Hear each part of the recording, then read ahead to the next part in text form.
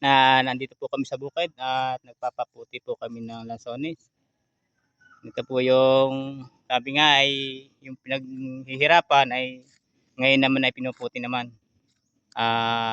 Sabi nga maganda at makani ang lansones ay talaga sa paningin at sa panlasa ay talaga napakasarap po nito. Huwag lang kayong ngingiwit. Ito po. Pakikita ko po sa inyo. Ito po yung aming naputi at kikita ko po sa inyo. Ito po naputi namin. Ito po. Yan. Ayan. Yan po yung mga batang-bata namin mamuti. Mag-ipon o yung mga sabi nga yung mga kapatid na nagtutulong-tulong ay sila yung nangangasiwa po nito. Ayan po. Ay, mga lansones namin. Ayan. Ewan ko po kung pandala ito o pambenta. Ito yata po yung ayan. Yan po yung aming mga lansones. Yan po yung sila magkakapatid. Ayan po. Tutulong-tulong. Sabi nga yung magandang kinabuhayan namin ay eto na. Yung mga pinaghihirapan. Ganito po lang dito sa probinsya na sa sipag ay ito po yung ngayon ay bunga. Kahit na medyo umabot naman ho ng mga taon na sila ay ito po napakikinabangan na nila. Simula pa po sa ninuno. Ito pa rin yung aming tradisyon dito.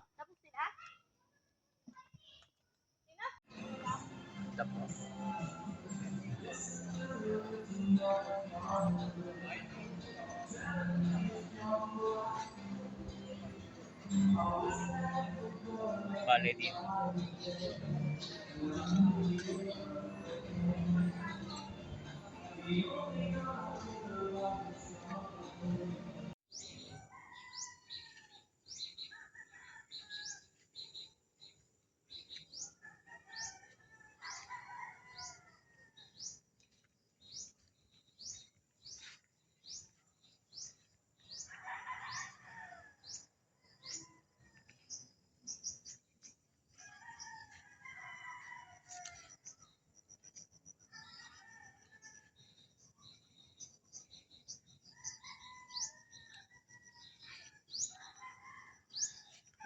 Katatapos po lang ng pagpipiliho din ng lansones at nag-aantay po lang ng oras. Ito nga po pala, ito na po yung pati yung aking dampa na naayos. Hindi pa rin naman tapos pero may mga may aso na nga po yan. Lagyan na po nila ng aso pero hindi pa rin tapos. May bubong naman Ayan, may aso po dahil po tuta. Kaya po dahil tuta po.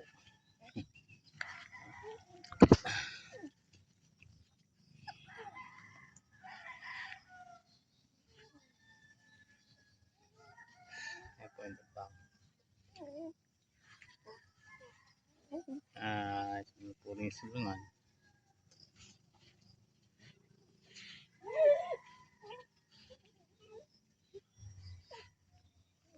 Ito yung lugar ko dito sa kabila. Ito po yung aking dampa na titirhan.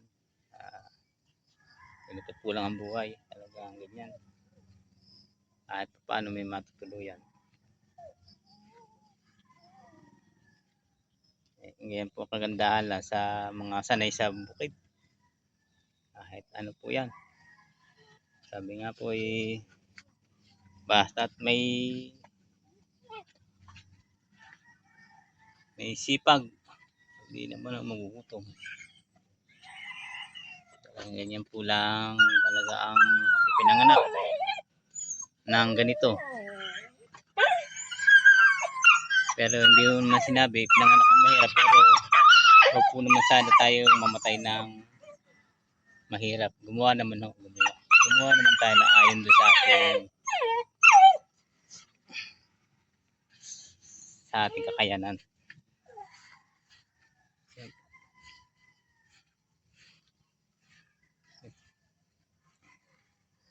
Ang karunungan po naman ay hindi natutulog basta gagamitin lang.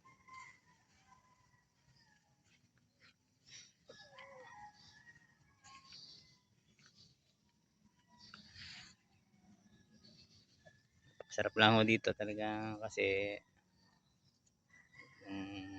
napakaganda po ng, sabi nga kung may bukid ka, ito po yung talagang wala kang pagkunayan dito po, mawawala talaga lahat ang iyong mga,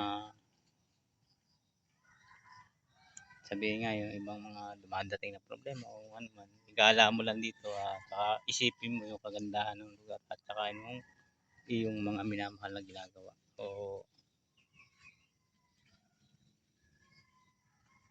dito po, salamat po, salamat po sa lahat ng mga nakapanood at sa madadaanan nito.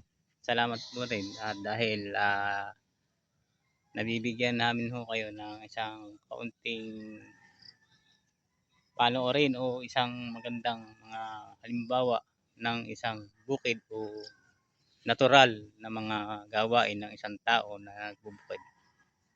May dampa, may lasones, may palay, may halaman, may baboy at manok na siyang laging pinagkakaabalahan ng isang magsasaka, na siya pong ginagawa naming libangan sa araw-araw. Yun po lamang at marami pong salamat at magandang hapon na po kasi. Salamat sa lahat.